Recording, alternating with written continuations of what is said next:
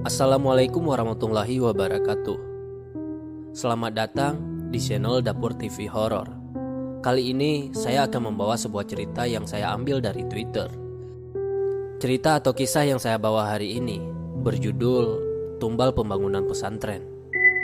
Baiklah, bagi kalian yang baru datang di channel ini, mohon untuk bantu tekan tombol subscribe dan juga share ke teman-teman kalian yang suka dengerin cerita horor. Langsung saja kita masuk ke ceritanya.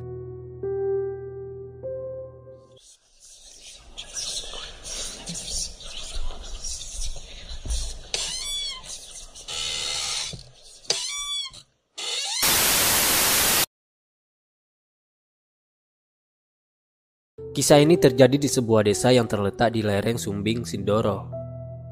Di desa ini memang masyarakat sangat percaya dan selalu menghargai hal-hal yang berbau klinik. Bahkan ritual-ritual tertentu masih dilakukan di beberapa spot tempat yang dianggap punya daya magis kuat. Keseimbangan antara manusia dan alam sangat terjaga di situ. Tetapi semua berubah ketika ada sebuah berita akan adanya proyek pembangunan yang mengharuskan menggeruk sebuah bukit. Warga yang mendengar pun segera mungkin menemui kepala desa dan menanyakan kebenaran dari proyek tersebut. Dan memang benar adanya. Akan ada proyek yang mengharuskan pengerukan bukit, walau kepala desa tidak memberikan informasi detail akan dibangun apa di bukit itu. Warga hanya bisa pasrah dan ikhlas apabila bukit yang selama ini mereka jaga akan dibangun sesuatu yang mereka tidak tahu. Warga sebenarnya takut akan terjadi sesuatu yang tidak diinginkan ketika proyek ini berjalan. Berjalannya waktu, datanglah 3 orang asing dan bertemu dengan tokoh-tokoh desa. Mereka menjelaskan bahwa pengerukan bukit bertujuan untuk dibuat sebagai pusat jajanan seperti rest area. Bukit ini memang terletak di pinggir jalan besar dan sangatlah strategis. Mereka menjelaskan pula masih terkendala dengan izin, tetapi mereka sudah dipersilahkan apabila ingin memulai pengerukan. Dengan berat hati, tokoh masyarakat mempersilahkan dan tidak akan mempermasalahkan lagi dengan adanya pengerukan. Bukannya tanpa syarat, ada beberapa syarat yang harus dipenuhi para pekerja proyek sebelum memulai segalanya. Mereka harus membawa 2 kepala sapi dengan ekor sapinya, 3 ayam kampung jantan, 2 telur ayam, dan sebuah jarik berwarna coklat muda lengkap dengan bunga. Dan harus diadakan sesuatu acara yang bertujuan untuk tolak bala, dengan mengundang warga dari 3 kelurahan ikut dalam acara tersebut. Bisa ditebak karena mungkin pertimbangan biaya yang harus dikeluarkan, dari pihak proyek tidak mau memenuhi syarat yang ada dan lebih memilih membayar warga dengan uang agar dilancarkan dalam segalanya. Warga pun menolak dan menginginkan syarat itu harus dipenuhi dari pihak proyek agar para pekerja diberi keselamatan selama pengerjaan proyek. Memangnya kenapa Pak kalau syaratnya nggak kita kasih? Tanya salah seorang. Kita nggak bisa kasih tahu Mas. Kalau Anda nggak percaya sama kami ya silakan. Itu jalan yang Anda pilih. Yang penting kami sudah memberi jalan yang terbaik, jawab salah seorang warga. Dengan perdebatan yang cukup alot, di akhir pertemuan malam itu tidak ada titik terang antara pekerja dengan warga. Warga yang meminta adanya syarat, tetapi dari pihak pekerja proyek tidak mau memenuhi syarat tersebut. 3 hari berselang, warga dikagetkan dengan adanya 2 unit ekskavator yang sudah terparkir di sekitar bukit. Dan hari itu juga sudah dimulai pengerukan. Warga yang melihat hanya bisa menggelengkan kepala dan berdoa tidak terjadi hal yang ditakutkan ketika syarat itu tidak dipenuhi.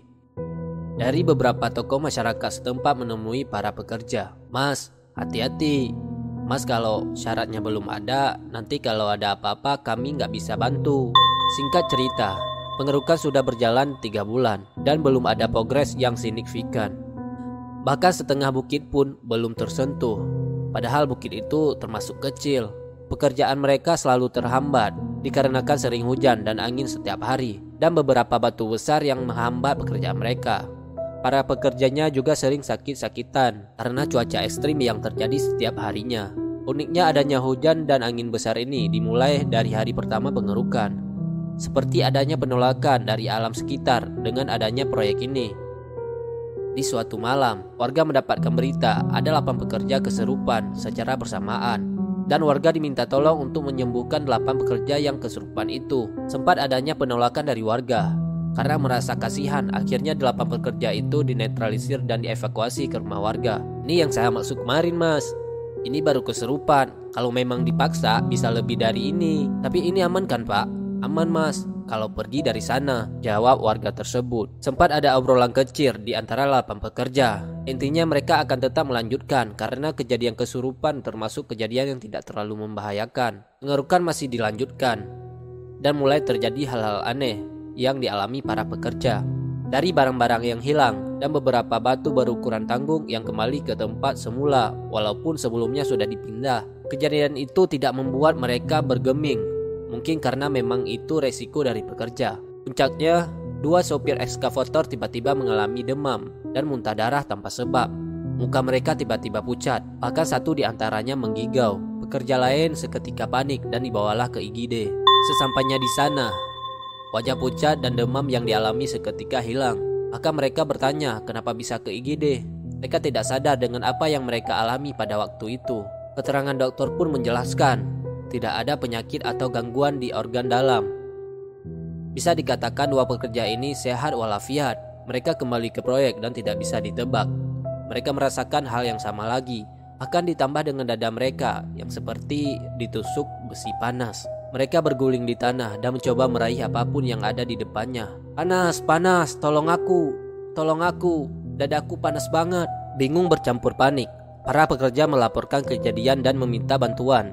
Namun kali ini warga menolak. Akhirnya mereka membaca ayat Al-Quran, hingga akhirnya rasa sakit itu benar-benar hilang. Para pekerja merasa ini sudah di luar nalar. Mungkin ini yang dimaksudkan oleh sesepuh desa. Karena takut kejadian ini dialami semua pekerja, mereka melaporkan kejadian ini ke petinggi proyek. Akhirnya dibuat keputusan. Pengerukan diberhentikan selama 1 bulan agar keadaan bisa mulai tenang dan 2 sopir ekskavator berangsung membaik. Dari keluarga kedua sopir ekskavator ini menceritakan, setelah pulang dari proyek, setiap malam di jam tertentu selalu mengalami demam tinggi dan muntah darah. Bahkan mereka bermimpi bertemu wanita cantik dengan gaun yang indah. Setelah mimpi itu, 2 sopir ekskavator meninggal dunia. Dan itu secara bersamaan dengan hari yang sama dan waktu yang tidak jauh berbeda.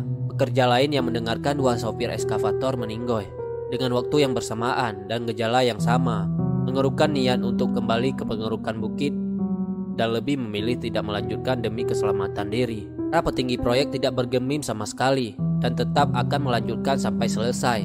Warga pun juga mendengar, akan tetapi lebih memilih diam karena dari awal sudah tahu kejadian ini akan terjadi. Pengerukan dilanjutkan, namun kali ini hanya ada 1 ekskavator. 2 minggu berjalan, sopir ekskavator mengalami demam tinggi, muntah darah, dan bermimpi bertemu wanita cantik. Sama dengan kejadian awal, namun kali ini selang beberapa minggu dari mimpi, baru meninggal dunia. Seperti tidak kapok, ganti lagi dengan orang baru, akan tetapi tetap mengalami hal yang sama. Bahkan penggantian sopir dilakukan 7 kali, dengan kejadian meninggal 5 kali. 2 di antaranya hilang akal. Warga yang mendengar selalu ada kejadian aneh di proyek, mereka lebih memilih diam dan tidak ikut campur. Suatu hari datanglah seorang dari petinggi proyek menemui seorang sesepuh desa.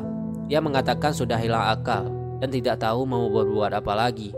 Karena proyek sudah memakan banyak korban, apalagi banyak yang tidak mau bekerja di proyek itu. Semua sudah terjadi, Mas. Kalau memang dari awal kalian ikut cara kita, gak seperti ini, Mas. Terus gimana ya, Pak, solusi terbaiknya? Udah, Mas, diberhentikan saja. Siapa tahu dengan diberhentikan semua bisa kembali normal. Setelah obrolan itu, ternyata proyek benar-benar stop dan semua peralatan diambil dari proyek. Tapi dampak setelah itu dirasakan oleh masyarakat sekitar. Dampaknya adalah sering terjadi kecelakaan yang mengakibatkan korban jiwa di sekitar bekas pengerukan. Tuturan para korban yang selamat. Melintas mereka dihadang oleh sosok wanita cantik bergaun putih. Otomatis mereka melambankan laju kendaraan mereka. Itulah tiba-tiba sudah keluar dari jalan aspal, yang menabrak pohon dan juga yang terjun ke jurang di sebelahnya. Warga mencoba mengontrol gaib yang ada di sana karena memang ada sebuah batu yang dikeramatkan dan di situ ditinggal oleh sosok widodari yang menjadi penguasa sebuah kerajaan gaib. Tapi semua yang dilakukan hasilnya nihil. Gangguan tetap ada dan korban berjatuhan setiap bulannya. Bahkan pernah didatangi 200 santri dengan warga lakukan doa bersama dengan bertujuan menetralisir keadaan. Ku berhasil, tetapi hanya bertahan beberapa bulan saja. Petinggi proyek yang mendengarkan kegaduhan setelah mereka pergi di sana berinisiatif untuk menyelesaikan kegaduhan yang mereka buat. Datanglah mereka ke salah satu tempat sesepuh desa dan meminta saran apa yang harus mereka perbuat. Akhirnya diberilah saran agar hajat proyek diganti oleh orang lain agar berguna bagi orang banyak. Dengan kata lain, tanah kepemilikan dijual ke orang lain.